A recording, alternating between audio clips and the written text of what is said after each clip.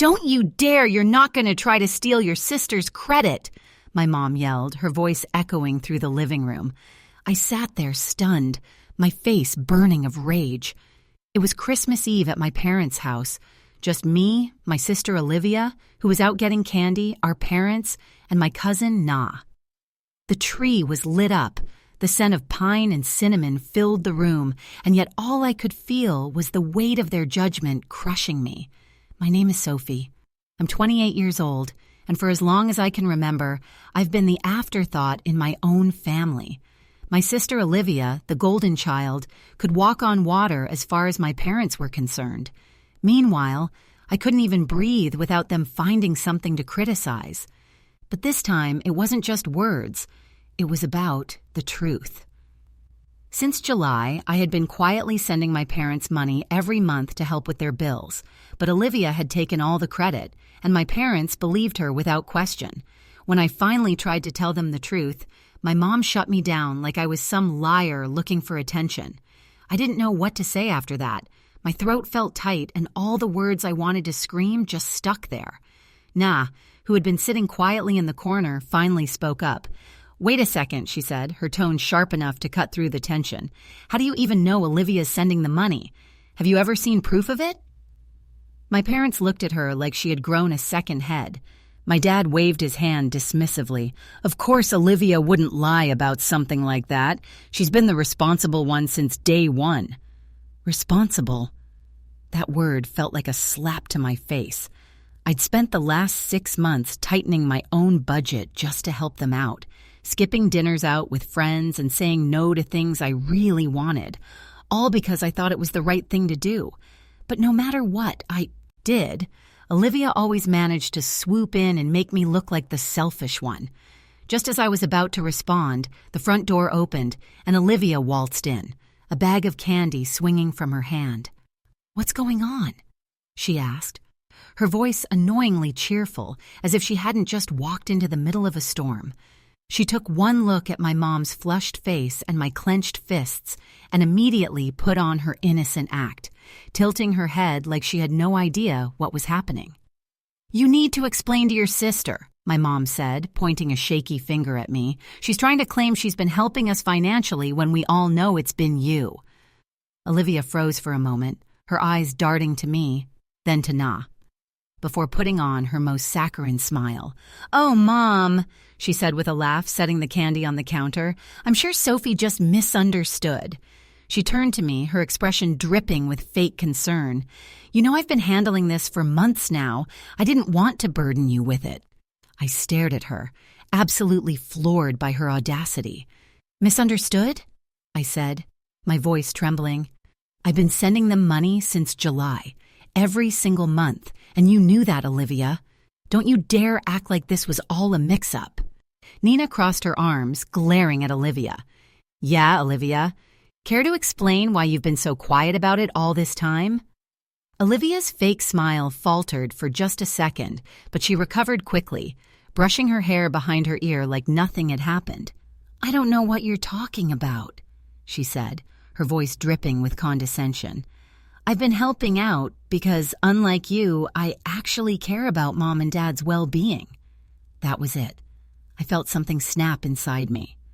"Are you serious right now?" I shot back, standing up so fast my chair scraped loudly against the floor. "You've been letting them believe a lie for months, Olivia." "You knew I was the one sending the money, but you just sat there and let them think it was you. Why? So you could play the hero." Na stepped in before things got even more heated. "Hold on," she said, raising her hand like a referee. "There's an easy way to settle this. Did Olivia ever actually show you proof that she was sending the money? Bank statements? Screenshots? Anything?" My parents exchanged awkward glances, and my mom stammered, "Well, no, but we didn't think we needed to. Olivia said she was doing it." Olivia whipped around to face Na, her smile now replaced with a glare. "You're out of place here, Na," she snapped, her voice sharp and defensive. "This is a family matter, and frankly, you don't know the first thing about what's been going on." Na didn't back down. "Oh, I think I know enough," she shot back, her tone icy. "I've watched you bask in the praise for something you didn't even do, Olivia. You've been feeding them lies, and you know it." Olivia let out a sarcastic laugh, shaking her head. "You're unbelievable," she muttered, pulling out her phone. "Fine. If you want proof, here." She scrolled through her files, then held the screen up to my parents. "See? These are the receipts for the transfers I've been making every month like clockwork." My mom's face softened as she glanced at the PDFs, but I knew better. I stepped closer, my heart pounding. "Let me see those," I said, snatching the phone from her hand before she could protest. The receipts looked convincing, her name, the amounts, even the transaction IDs. But something about them felt off. I turned to Na, who leaned over to look with me. "This is a lie," I exploded, my voice shaking the walls. The room went dead silent, but I couldn't stop. "You faked these, Olivia. Don't act like you've been sending them money when you haven't sent a single dime." My chest heaved as I glared at her, daring her to deny it. I wasn't going to let her get away with this, not this time. Na, who had been so sharp just moments ago, suddenly stepped back, looking uncomfortable. "I don't know. Maybe I went too far," she muttered, avoiding Olivia's glare. She wasn't going to take sides anymore, not with the tension this high. Olivia just smirked, holding her phone close to her chest like it was some kind of shield. "Fine," I snapped, pulling out my own phone. "You want proof? I'll show you my bank statements right now." My hand shook as I opened my banking app, only for the screen to freeze. "No," I muttered under my breath, tapping furiously. It wasn't working. I closed it, reopened it, and tried again. Nothing. "Come on," I hissed, panic rising in my chest. "It's not working. How convenient," Olivia said smugly, her arms crossed. "The one time you need to prove something, your phone just doesn't work. Sounds legit." "Sophie, enough!" my dad roared, standing up and towering over me. "You've embarrassed yourself enough already. If you can't back up your story, you owe your sister an apology right now." His tone was cold, final. "And if you don't, you can pack your things and leave. I'm not letting you ruin Christmas with your jealousy." I froze, feeling the weight of everyone's eyes on me. "Apologize for what?" I spat, my voice cracking. "For telling the truth? For being tired of living in her shadow?" My dad just pointed to the door. "You have 5 minutes to decide." I didn't wait. I grabbed my coat and walked out into the freezing night, slamming the door behind me. Tears blurred my vision as I made my way to my car. I had never felt so small, so lost. Christmas was supposed to be about family, but all I could feel was how little I belonged in mine. I drove aimlessly through the dark, my tears blurring the Christmas lights strung along the streets. My mind was racing, replaying the confrontation over and over. How could Olivia do this? How could my parents believe her without a second thought? I didn't even realize where I was going until I pulled into the parking lot of a 24-hour coffee shop. The bright lights inside felt oddly out of place against the stillness of the night. I grabbed my phone and slid into a booth, still trembling with anger and humiliation. My banking app stared back at me, useless. Every time I tried to log in, I got the same frustrating message. "We're experiencing a major technical issue. All services, including ATMs, are temporarily unavailable. We're working to resolve this as soon as possible. Thank you for your patience." Patience. I needed proof now. I refreshed the app again and again as if sheer willpower could force it to work, but it was no use. The universe had it out for me tonight. An hour passed. I was still staring at my phone, empty coffee cups scattered around me, when a message popped up. It was Na. "Hey, are you okay? I've been thinking, and if you need a place to crash, my door is open. I'm not sure what to believe right now, but you've always been honest with me. Let me know." For the first time that night, I let out a shaky breath. Na believed me, or at least part of her did. She was torn, and I couldn't blame her. Olivia's so-called proof had been convincing enough, and with my app down, I had nothing but my word to fight back. Still, her message gave me a small glimmer of hope. At least someone wasn't completely against me. My parents lived in a small town, the kind where everyone knows everyone else's business. I'd only come back for the holidays, hoping for a quiet Christmas with family. Instead, I found myself driving through empty streets to Na's house, clutching the steering wheel as if it could hold me together. When I pulled into her driveway, she was already at the door, wrapped in a blanket and holding a mug of tea. "Come in," she said softly, her expression a mix of worry and hesitation. I stepped inside, and she didn't press me to talk right away. She just handed me a mug and led me to the couch, where I finally let out the breath I'd been holding since I walked out of my parents' house. "I'm not lying, nah," I said after a few minutes of silence. My voice cracked, but I forced myself to keep going. "I swear to you, I've been sending them money every month since July. Olivia knew, and she let them think it was her. Those receipts she showed, they're fake. I know they are." Na nodded slowly, still unsure. "I believe you," she said hesitantly, "but you have to admit it doesn't look great right now, especially with the app not working. It's like the perfect storm." "I know," I whispered, my frustration boiling over. "But tomorrow, if the bank system is back up, I'll show them the proof. I'm not stepping foot in that house for Christmas Day unless I can prove Olivia's been lying." Na sat back, looking thoughtful. "Everyone's going to be there tomorrow," she said quietly. "Your parents, Olivia, the whole family. If you walk in with proof, there's no way she can weasel her way out of it." "Exactly," I said firmly. "I'm not going to let her keep making me the bad guy. Not anymore." Na gave me a small, encouraging smile. "Well, you can stay here as long as you need to, and tomorrow, let's hope the bank system is back up." The next morning, I woke up feeling a sliver of hope, thinking maybe, just maybe, the universe had decided to cut me some slack. But as I reached for my phone and opened the bank app, my stomach dropped. The same message stared back at me. "We're still experiencing a major technical issue. Services remain unavailable. Thank you for your patience." I groaned, running a hand through my messy hair. "Still down," I muttered, tossing the phone onto the bedside table. For a moment, I just sat there, staring at the ceiling, my mind racing for alternatives. How was I supposed to prove anything without access to my account? Na knocked softly on the door before peeking in. "Morning," she said, holding 2 mugs of coffee. Her face fell when he saw mine. "Still no luck?" I shook my head, taking the mug from her. "Nothing. I don't know what to do, Na. I can't just walk in there with my word against Olivia's. They'll never believe me." She sat down beside me, tucking her legs under her. "There's got to be another way," she said, thinking out loud. "Can you call your bank? Maybe they can verify the transfers over the phone." I considered it for a moment, but knew it wouldn't work. Even if I called the bank, my parents weren't going to let me sit there on the phone in front of them. They'd just dismiss it as another excuse. Besides, it was Christmas Day and all the bank branches were closed. I tried calling their customer service line anyway, but all I got was an automated message. "We are experiencing high call volumes due to a technical issue. Please try again later." I hung up, frustration boiling over. Everyone must have been calling for the same reason. And now I was completely stuck.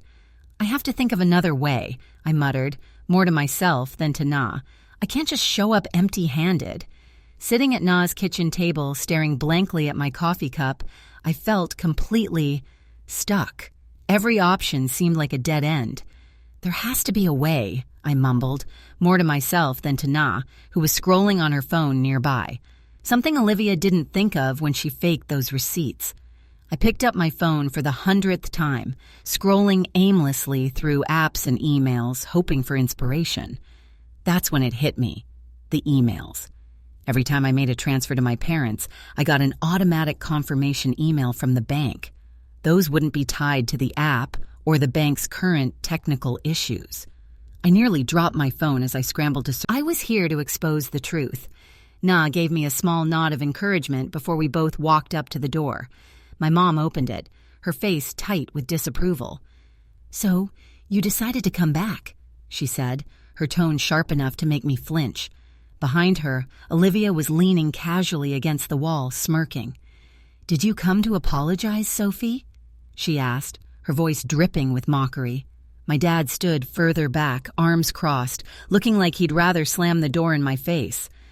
"I just want to celebrate Christmas with the family," I said softly, forcing my voice to sound apologetic. I don't want any more drama. My mom narrowed her eyes but stepped aside to let me in. Olivia let out a little snort as I passed her, whispering just loud enough for me to hear. Took you long enough to come crawling back. I clenched my fist but kept my face neutral. Let her think I'd given up. Let them all think I was just here to grovel and move on. I played along, smiling faintly and staying out of the way as the house slowly filled with relatives, cousins, aunts, uncles. They all greeted me warmly, none of them aware of the storm brewing beneath the surface. As we sat down for dinner, I felt my heart pounding in anticipation. I knew Olivia couldn't resist bringing up last night. It was only a matter of time before she used the moment to paint herself as the victim, and me as the villain. All I had to do was wait and make sure my proof was ready. It didn't take long for Olivia to seize the spotlight. As we all sat around the table, passing dishes and exchanging polite conversation, she cleared her throat dramatically. "Well," she began, glancing at me with a smirk, "I think we all need to address the elephant in the room." The table went silent, all eyes turning toward her. She leaned back in her chair, faking a look of concern. "You know, last night was really tough for me," she sighed, her voice trembling just enough to seem genuine. I mean, I never thought Sophie could stoop so low as to accuse me of lying. It was honestly heartbreaking. My stomach twisted as whispers spread around the table. A few relatives were already glancing at me with disapproval, while others seemed too stunned to react. Olivia wasn't done. "I've always tried to be there for this family," she continued, laying it on thick. Sending money every month to help Mom and Dad, never asking for recognition. And for her to turn around and call me a liar in front of everyone, it's beyond hurtful. Her performance was flawless. Tears threatening to spill, voice shaking just enough to sound sincere. My parents nodded along, my mom looking particularly wounded. "You didn't deserve that, Olivia," she said, her voice firm. "We've always known you were the responsible one." The room filled with murmurs of agreement, and I felt the weight of their judgment pressing down on me. My cousins and aunts stared at me like I was the worst person in the world. I gripped my phone under the table, my pulse pounding in my ears. I had waited for this moment, but now that it was here, the pressure was suffocating. I took a deep breath, steadying my hands under the table as Olivia continued her act. When she finally paused, dabbing at her eyes with a napkin, I seized the moment. "That's enough," I said, my voice calm but firm. Every head turned to me, some with surprise, others with outright disdain. I stood, gripping my phone tightly. "You've had your chance to talk, Olivia. Now it's my turn." She scoffed, rolling her eyes. "Oh, here we go again." I ignored her and addressed the table instead. "I've been sending Mom and Dad money every month since July. I don't use fancy speeches, and I don't ask for recognition. But when Olivia stood there last night, claiming she was the one doing it, I couldn't stay quiet, and now I can prove it." I held up my phone, showing the email confirmations I'd found. "These are my receipts. They come directly from my bank. They show every transfer I made to Mom and Dad's account, along with the exact dates and amounts." Olivia leaned back, smirking. "Oh, please," she said, waving me off. "Anyone can fake an email these days. You really expect everyone to believe that?" My receipts came straight from the app. "They're not fake," I shot back, my frustration boiling over. "And if you're so confident, let's check the dates. Mom, Dad, did you bother to check the transfer dates on Olivia's receipts last night? Because I'll bet they don't match mine." My parents exchanged uneasy glances. My dad shifted in his chair, scratching his chin. "We didn't check," he admitted. "We just assumed, and we don't use the bank app on our phones." "You just assumed she was telling the truth," I finished for him, my voice sharp. "You trusted her without a second thought, but now you have a chance to see for yourselves." I crossed my arms, daring Olivia to interrupt. "Let him go and check your ATM statements. They show the account numbers for every deposit. You don't need bank apps for that." Olivia's smirk faltered, but she quickly recovered. "Fine," she snapped. "Let them check. I have nothing to hide." My parents hesitated, clearly uncomfortable. "It's Christmas," my mom said weakly. Do we really have to? Yes, I interrupted, my voice unwavering. We do.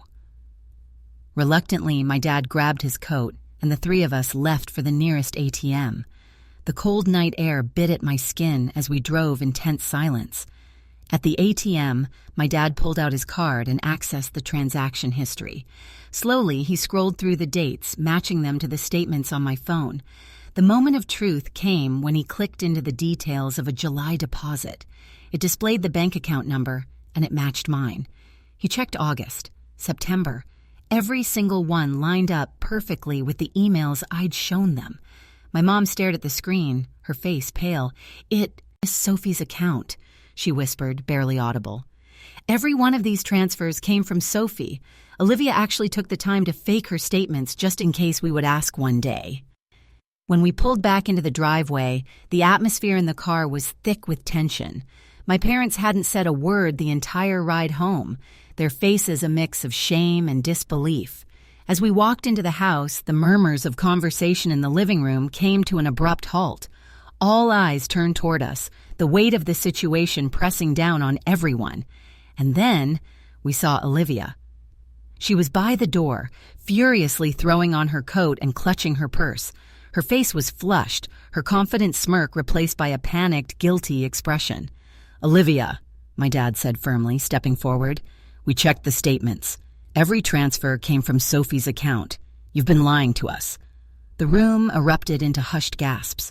A few relatives exchanged awkward glances, clearly embarrassed to have believed her. One by one, they started gathering their things, mumbling hurried goodbyes as they shuffled toward the door. Olivia's facade finally cracked.